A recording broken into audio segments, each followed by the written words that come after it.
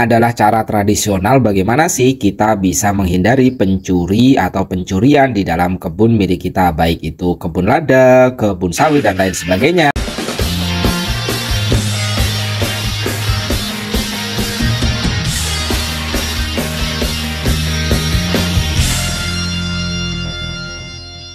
Teman-teman, radar pertanian, pada video kali ini kita akan membagikan terkait dengan cara sederhana bagaimana sih kita bisa menghindari pencuri atau istilahnya meminimalisir pencurian di dalam kebun, baik itu kebun lada misalnya, atau kebun singkong, atau bahkan kebun karet, atau perkebunan yang lain seperti halnya kebun sawit juga bisa.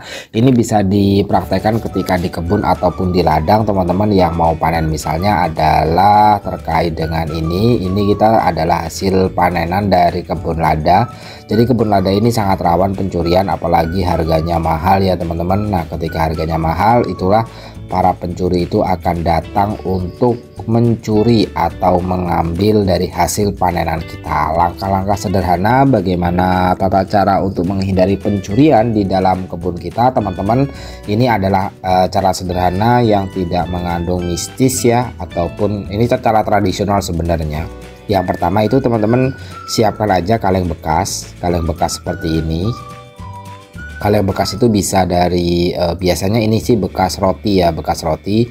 Ketika hari raya itu teman-teman buat lubang seperti ini ya, buat lubang, dan teman-teman bisa nutup di bawahnya itu dirusak atau dikasih bolongan terlebih dahulu.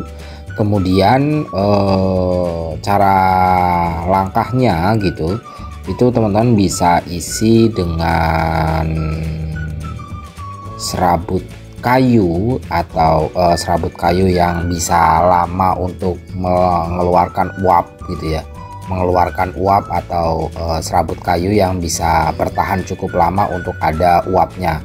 Jadi kalau kita misalnya untuk ada apa ya istilahnya, untuk ada ininya teman-teman, kalau apa sih ya, pokoknya untuk ada asap. Nah, untuk ada asapnya ini, teman-teman harus bisa mempertahankan asap ini. Kenapa? Karena kalau dalam pencurian itu kan yang paling ditakuti adalah orang ya, atau yang pemilik kebunnya. Jadi kalau misalnya ada asap atau bau asap, itu akan meminimalisir dari pencurian. Atau bisa juga teman-teman, agar ini kan kotaknya ini kenapa dibutuhkan itu dibutuhkan karena untuk teman-teman itu ya, untuk teman-teman kalau misalnya dibutuhkan agar kebakaran atau apinya itu tidak kemana-mana, hanya pada di atasnya itu aja gitu.